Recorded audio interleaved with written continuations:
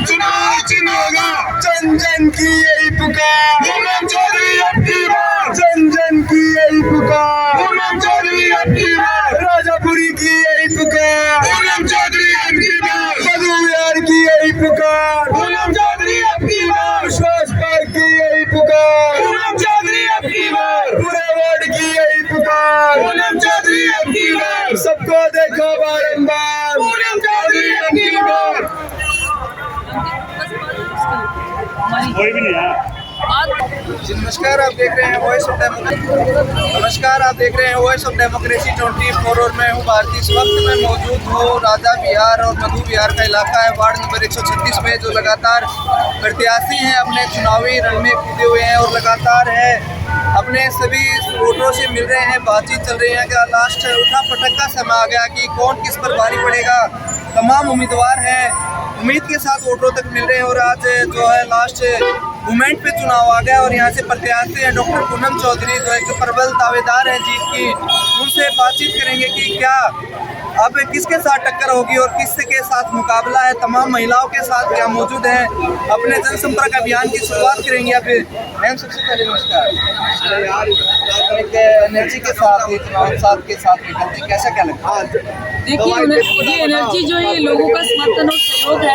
अकेली एनर्जी नहीं मिलती है, जो लोगों का इतना आशीर्वाद मेरे साथ जुड़ा हुआ है वही मुझे एनर्जी देता है। बतौर एक महिला आप महिलाओं से मिलती हैं, एक दोहरी जिम्मेवारी होती है महिलाओं पे, घर की जिम्मेवारी, फिर एक राजनीतिक हिस्सेदारी, क्या मानते हैं, कितना आश्वस्त मानते हैं जिम्मेवारी?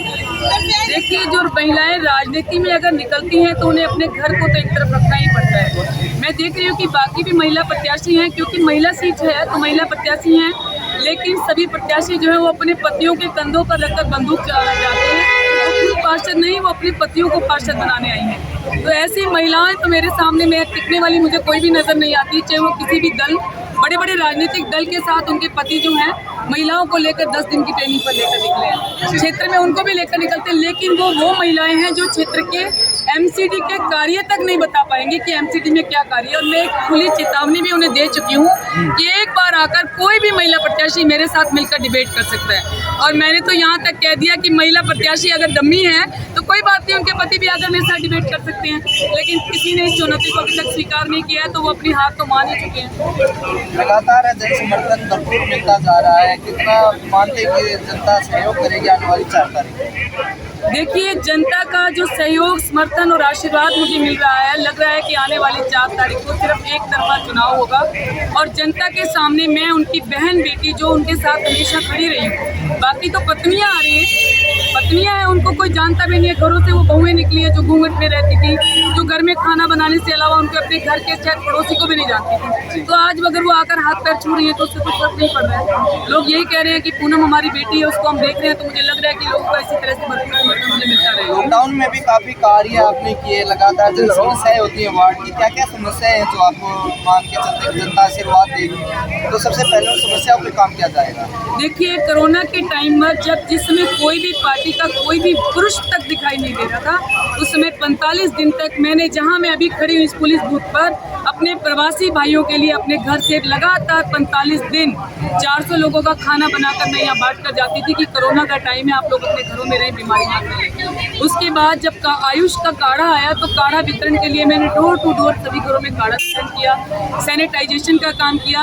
और जिस समय कोरोना में लोग मर रहे थे, लोगों के शमशान में जगह नहीं थी, अर्थियाँ उठाने के लिए नहीं थी, उसमें 3 एम्बुलेंस मैंने अपनी पर्सनल कही थी कि लोगों को कम से कम उनके संस्कारों के लिए जगह मिले। और पीपीई किट मैं उन संघ सेवक भाइयों को देती थी जो संस्कार में सहयोग करते थे लोगों का। तो मुझे मेरे काम की बखान करने की मुझे ज़रूरत नहीं है। लोगों का मैंने ऐसे समय में साथ दिया है कि भगवान वो बुरा समय फिर कभी भी न लाए। फिर रही राम मंदिर के लाए, ये कुछ पार्टी के लोग हैं जो कहते हैं हम राम को लाए थे तो हम राम राज्य लाएंगे।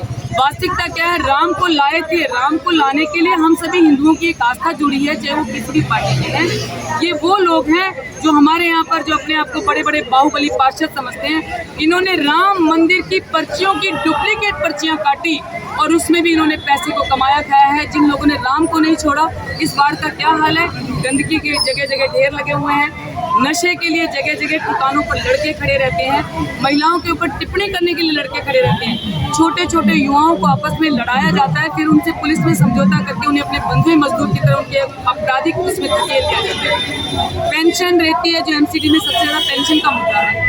आप एनडीटीवी पर भी हमारी कवरेज, जिस मधु विहार वार्ड की स्पेशल कवरेज है, आप उसको चेक कर सकते हैं कि एनडीटीवी पर भी कि जो पार्षद होके, जो महिला पार्षद थी उसके परिवार में ही 15 लोग पेंशन लेते थे। ये वो लोग हैं जो सारा सिर्फ और सिर्फ अपनी जेबें भरनी है, ना ये इस क्षेत्र में रहते हैं। ये लोग यहाँ इस क्षेत्र में सिर्फ वोट के टाइम पर आते हैं, जिस टाइम इलेक्शन होते हैं। एक कोई द्वारका में रह रहा है, कोई जनकपुरी में रहता है। इन लोगों को वास्तव में जनता, इनको देखना क्या, जनता इनको नकार चुकी है। अभी आने वाली 7 तारीख को रिजल्ट जब आएगा तो जनता का समर्थन इन्हें बता देगा। जो जनता के साथ अन्याय हुआ है उसका बताओ ये कैसे लेगा। मान के चलते वार्ड की जनता मैच के साथ जाएगी, कितने प्रतिशत मान के चलते? देखिए, मैं तो मैच के साथ ये सोचती हूँ, जिन लोगों से मेरा संपर्क है, ऑलमोस्ट मैं सारे वार्ड में हर कामों में घूमी हूँ, 100% मुझे समर्थन मिल रहा है। और अन्याय के विरुद्ध इस बार मधु विहार में एक बदलाव होगा और आने वाली 4 तारीख को सिर्फ और सिर्फ लोगों के पास एक विकल्प के रूप में मेज ही होगा।